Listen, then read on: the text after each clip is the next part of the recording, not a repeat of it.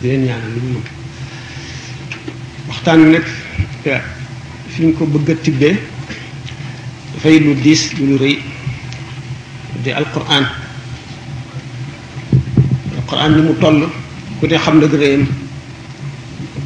waaye na mu toll kenn xamu ko ku dul suñu borom tabaraka wa taala Sëñ Tuubaa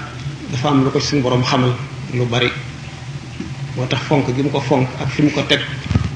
ko fi alquran mbootam moo yor àdduna moo yor asamaan yi juróom-ñaar ak suuf yi juróom-ñaar amul ci kaw suuf lu ñu mën ne du mbindeef lu dul alquran kenn mënul ne alquran yàlla waaye kenn mënul ne du yàlla ndax waxi suñu borom la tabaraka wa taala jalla jalaaluhu wa azza kamaaluhu réeyu alquran ak gën a ci sayyidul awwalina wal axirina xam ne mbootam ay géej la yoo xam ne génn géej guñ ci taq lu fees kuddu nandal ko bu yonent du ko attan te sallallahu alayhi wa sallam xam ngeen ne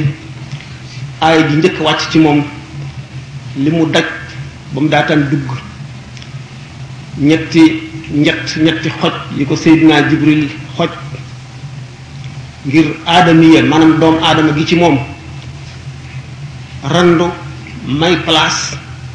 melaw yi ci moom te féete kaw melaw malaayika ngir alquran mën a dugg nga xam ne xaraf alquran bu nekk bu ñu seetoon mbootam fanweeri junni malaayika mënuñu koo yëkkati wenn xaraf ndax ulama u rabbaani yoone yi nee ñu xaraf du lu ñu bind ndax xaraf ci alquran la soqi ko ca la bokk dañu ne alquran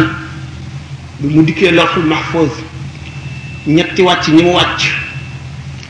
wàcc bu njëkk ba bi njëkk la ulama yi werante ba ne xamuñu fu mu jógee waaye rabbaani yoon yi dañ ne ci ummul kitaab la jógee ummul kitaab misaal nañ ko ay yoon mooy béréb bu xam-xamu suñu borom bi al ilmul qadim xam-xam bi nga xam ne sosuwul naka jëkk dafa am di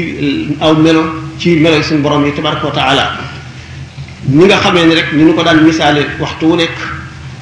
daa ji nga xam ne ci ngay sëpp di bind nga xam ne daa ji lépp a ngi ci bu fekkee ne xam nga li nga war a bind lépp alquran ji nga war a bind xasida gi li nga war a bind lettre bi nga war a bind tur yàlla bi nga war a bind lépp li nga bind mu ngi ci daa ji kon mooy ndey li ngay war a bind lépp noonu la umbul kitaab yi demee ci lépp suñu borom tabaraka wa taala bind ba fa alquran jógee la soog a ñëw ci lawhul mahfuz bu jógee ci lawhul mahfuz di ñëw ci asamaa dunya